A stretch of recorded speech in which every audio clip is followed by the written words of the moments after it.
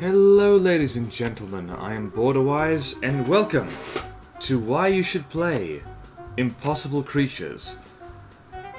For a start, listen to the music. It is absolutely fantastic.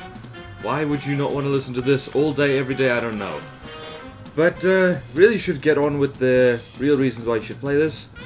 Or rather, what is this game to start off with? This is what I think of as a classic from 2006 by Relic Software, and it's an RTS game, real-time strategy, and you make your own units by mixing animals together, as you can probably see on screen right now. And this was a childhood favorite of mine, which is why I recently bought it again on Steam. This is the Steam version. I'm gonna get that to that. So Steam works. The Steam version has workshop support and all that kind of stuff. It's really solid, really good. And the main reason that I would suggest that people play this, even though it is quite an old game now, is that it's got customizability that's pretty much unmatched by any other RTS I've heard of. Like, they're out there. There's a Steam release, well, a Steam early access game called Uncrewed, which is a similar level of similar level of customization in units, but it just doesn't have the same kind of vibe that this does. This game oozes charm from pretty much every corner of it. It's just the animations, the models, the music, the setting, the concept, it all just... it fits together in a way that makes the whole thing compelling, and it's even a little bit educational. I mean, the animals aren't rendered like perfectly. Like, wolves are not shaped like how they are shaped in this game, and like there are exceptions. Like, they have a panther and really a panther is just a kind of leopard. Or just a melanistic leopard or jaguar. Look it up. True story. And RTSs are so rare these days that, honestly, any classic you can dig up is worth it, in my opinion. I mean, one of the most played RTSs, well, one of the highest rated RTS games on Steam right now is the Age of Empires 2 Extended Edition, which is remarkable because people aren't really making this kind of game anymore, and this is possibly one of the more unique ones ever made. And like, there's reasons you might not want to play this game. Firstly, like, you might get a little bit squeamish about mixing animals together in this manner, which is possibly why the animal models are so cartoonish, because you don't... can you imagine like mixing, say, a dragonfly and I don't know what's a cute thing.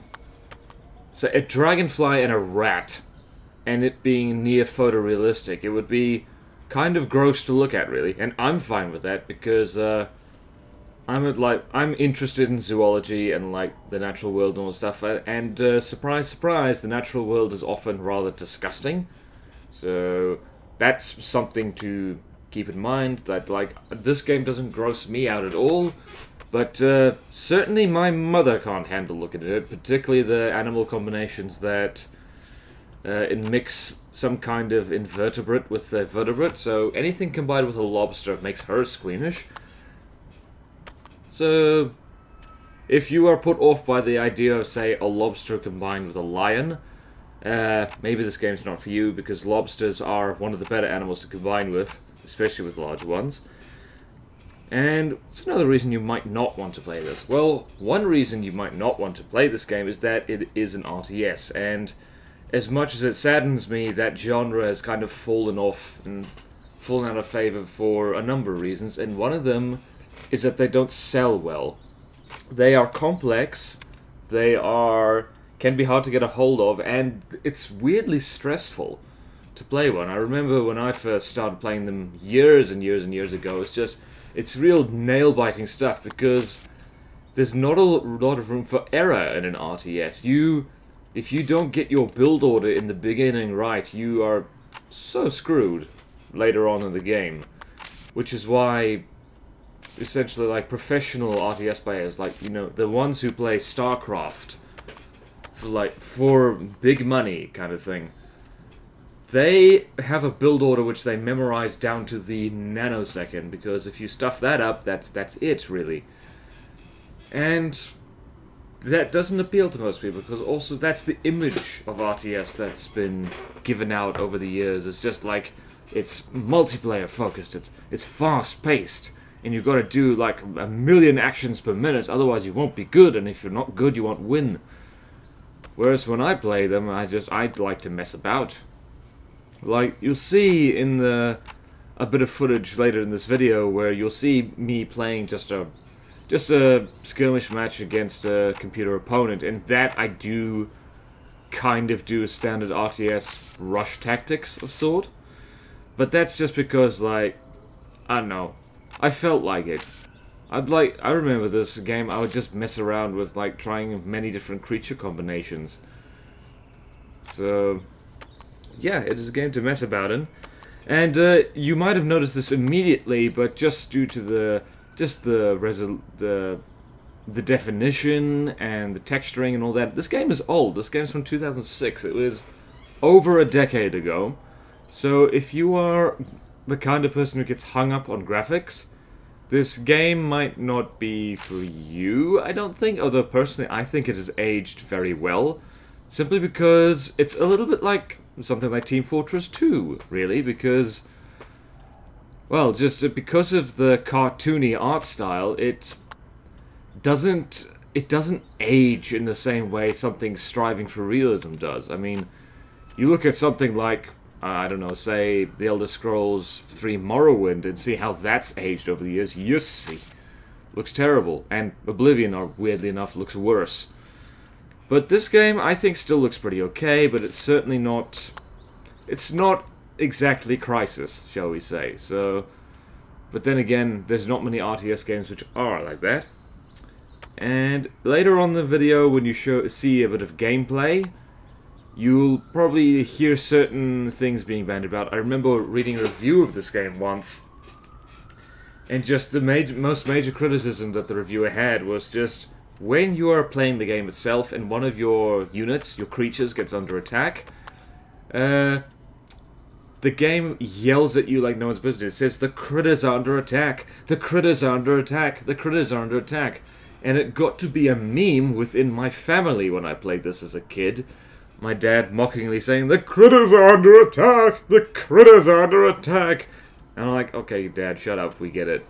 Except I didn't say that, I was very polite to my dad. So anyway, so what else can you say about this game is, because it's a weird thing with games like this, like, it was the same, I realized the other day that the reason I like From the Depths so much, and the reason why I made a video on why you should play that, and why I've been almost dedicating my channel to that game, is because there's a similar feeling of customizable satisfaction that I get out of that game that I first encountered in this one.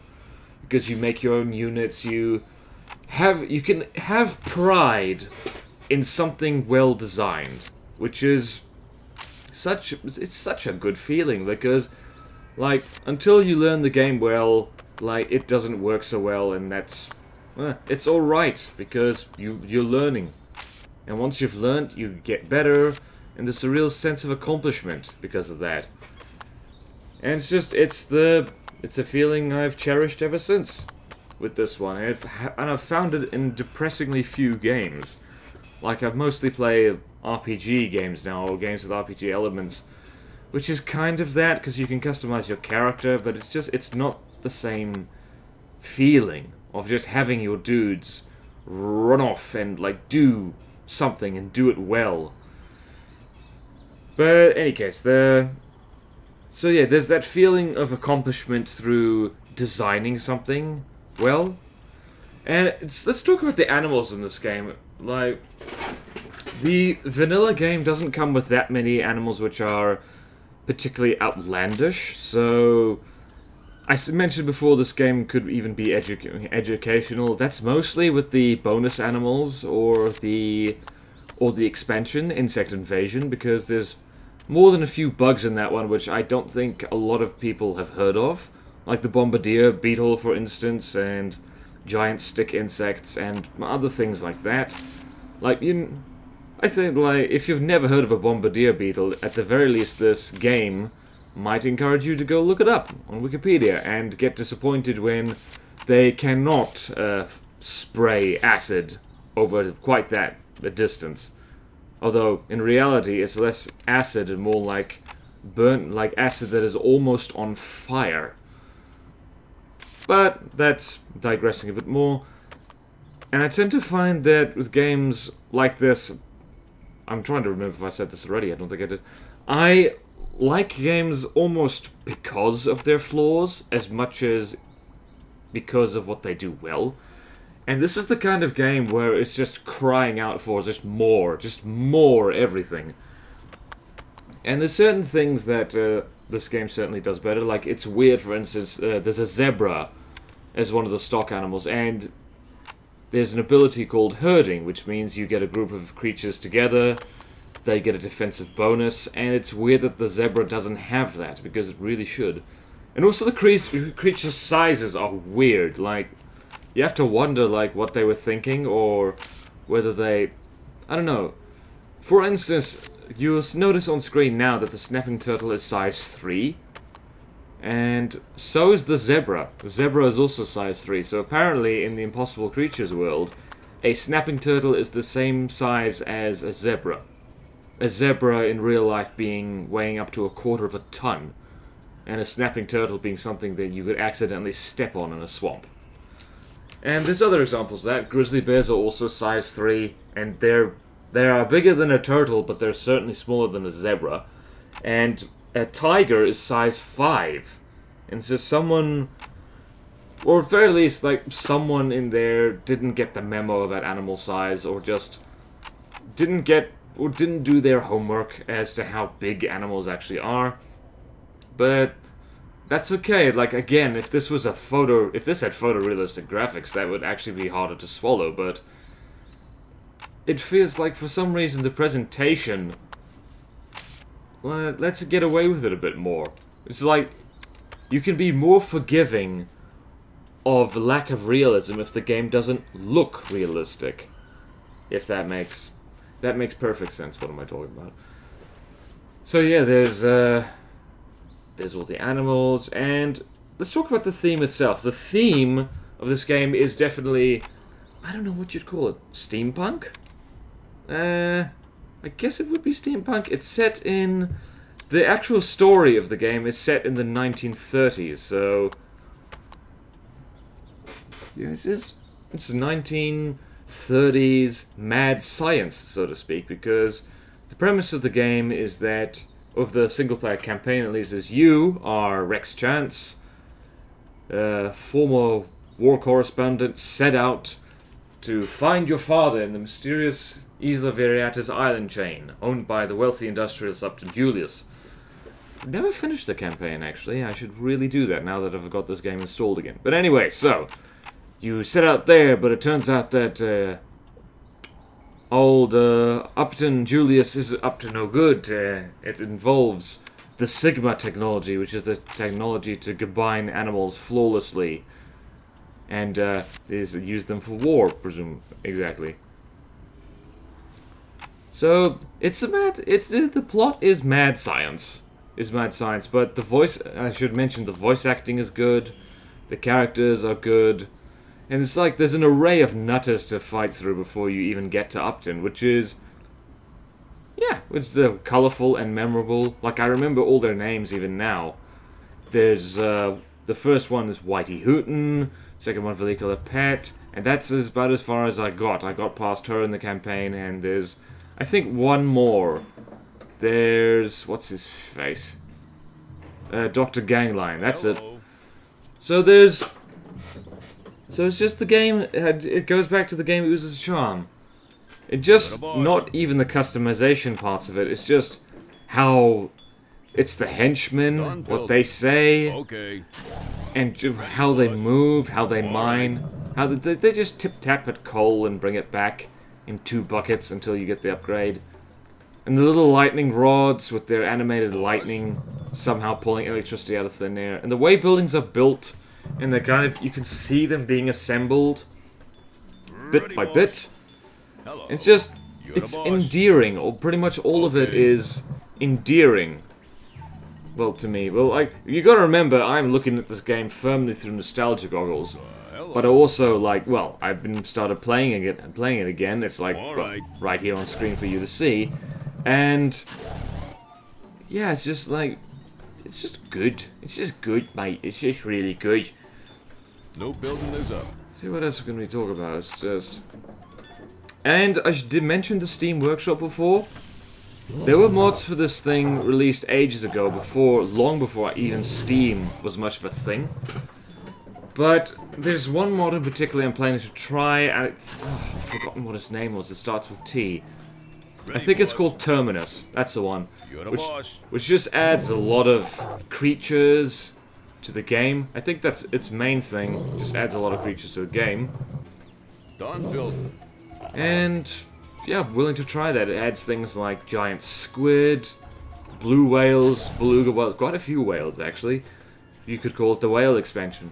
Also a few spiders, a few weird things like a Portuguese man-of-war. And that's where a game like this would really have its strengths, is because there's so many animals in this world. And this is one of those games in which I can see so clearly in my mind what a sequel would look like.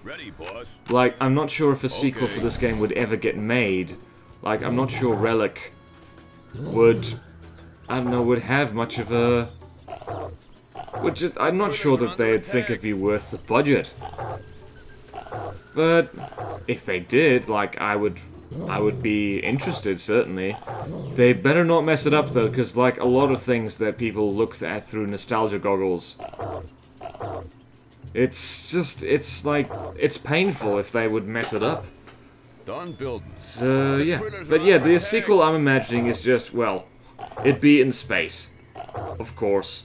It would be in space, you'd go off and colonize a planet with a gene bank of, like, every living thing on Earth. And things would go wrong and mad science would ensue. That kind of thing, you know? Upgraded graphics. And I didn't mention the camera. Just, this is something that you don't see in many games at all, like, let alone... Alright. The critters are under attack. Like, let alone, like, an RTS game, is the way you can manipulate the camera, because you hold down the Alt key in this game, you can tilt it up, you can tilt it down, you can rotate it, you can do all that stuff. Yeah, so it's just... It's like you feel free playing this game. You feel like you have control over things. You feel like you can... You can do what you want, you can play the game how you feel. And, like, the critters are under attack, and that's pretty much the only restriction on your feelings.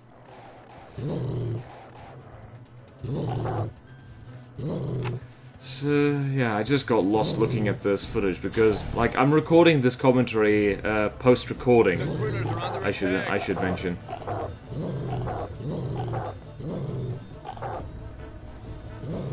See, I just got lost in it again. That's the hold this game has over me, even after, God, 12 years?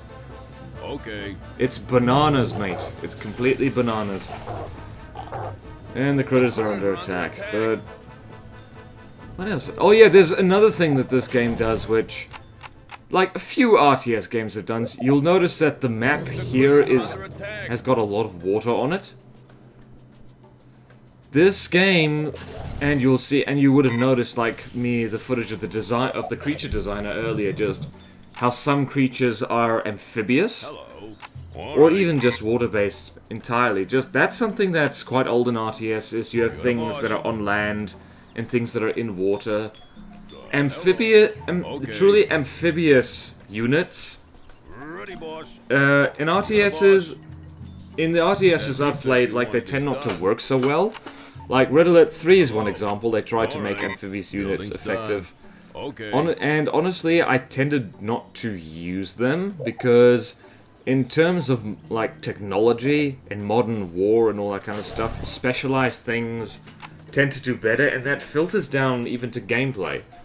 Like, give me a hammer tank over a tsunami tank any day. Alright.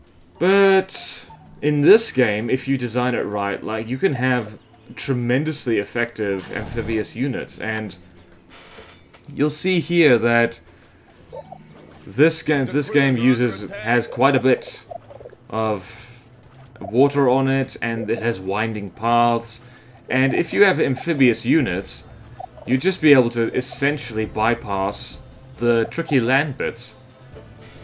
Which means that when you play this game, you have to be aware of where the water is, because a creature that moves much faster in water than on land can kind of hop out of the water, do some damage, and then like swim away really quickly, and that's quite an effective tactic actually, because like by the time the land units arrive, the things run away, and anything in the water that can't keep up with it, well, it just doesn't keep up with it, does it?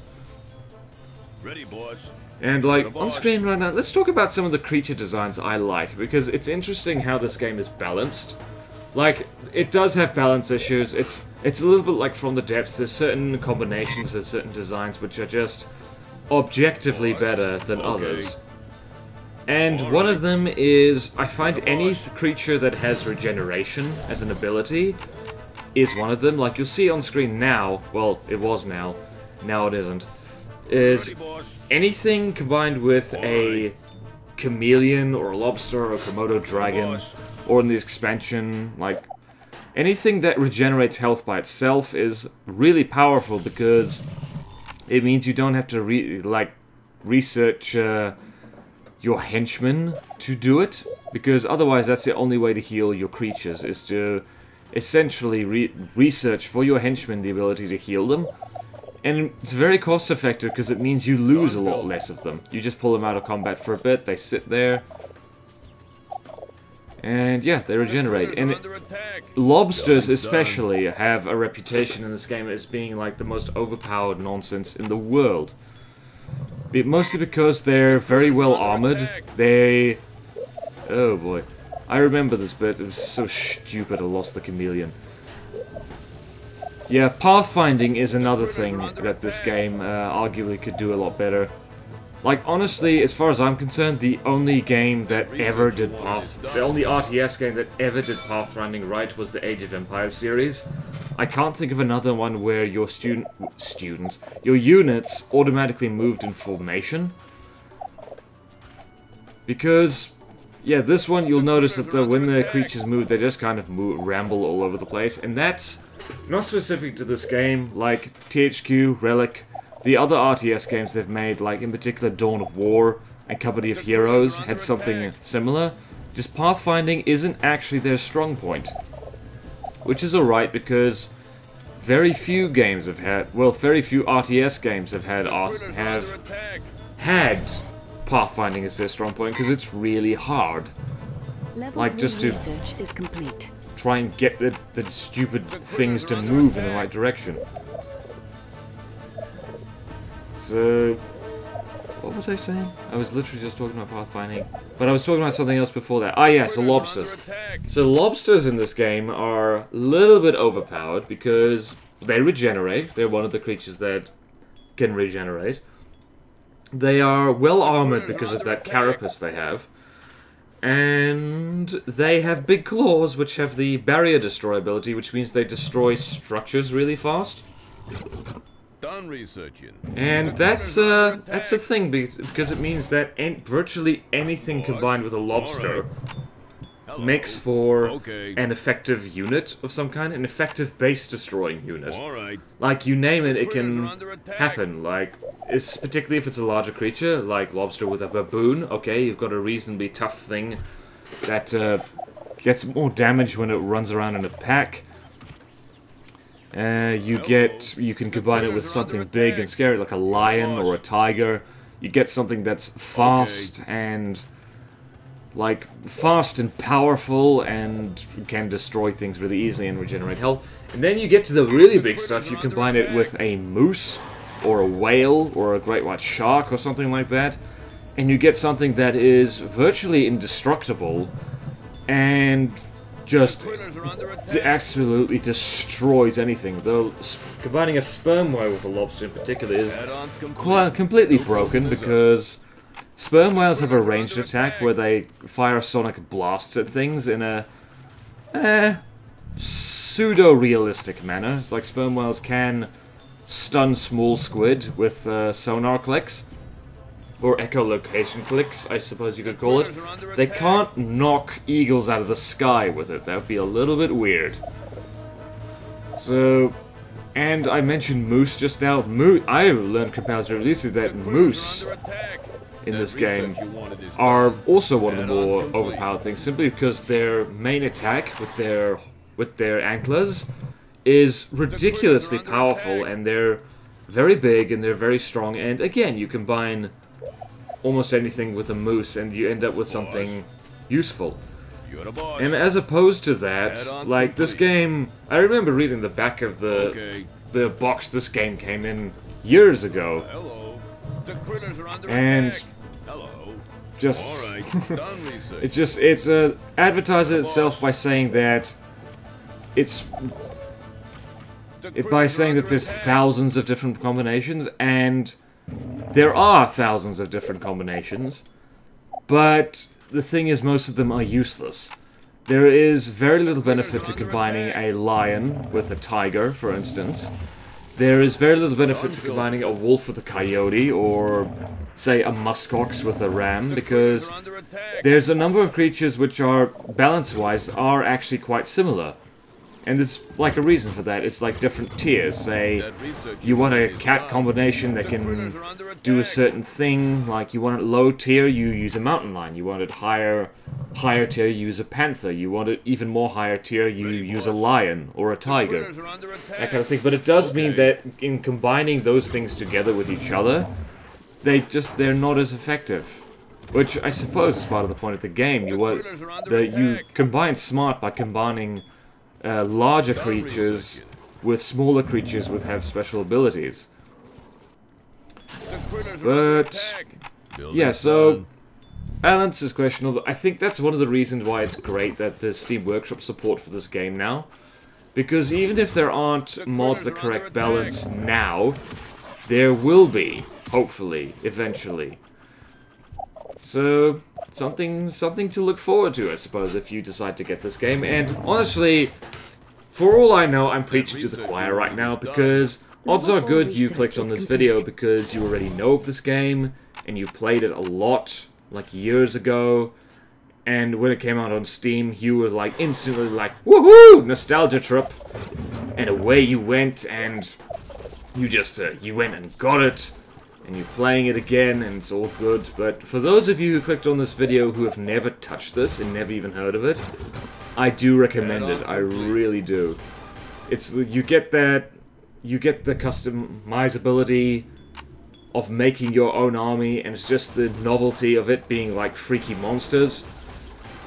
And yeah, if you've never touched an RTS game before, like, this is actually a good one to start with, because the tutorial is very detailed, it's very in-depth, and the lady who does the voiceover for it has quite a nice voice, so what's not to like, really? So, honestly, like, what else can be said about that? It's just, I like to sum up this game as just saying, oh, it's really good. And listen to this triumphant music right now. It's just really good. It's like dun da da dun dun da dun da da da dun. So I guess that's a good note to end the video on. So if you haven't touched Impossible Creatures, go touch it all over. Get it on Steam so you can touch it and play it and all that stuff. And thank you all so much for watching. Please like, comment, subscribe if you want to see more videos like this, and I will see you next time in whatever game I talk about next. Farewell!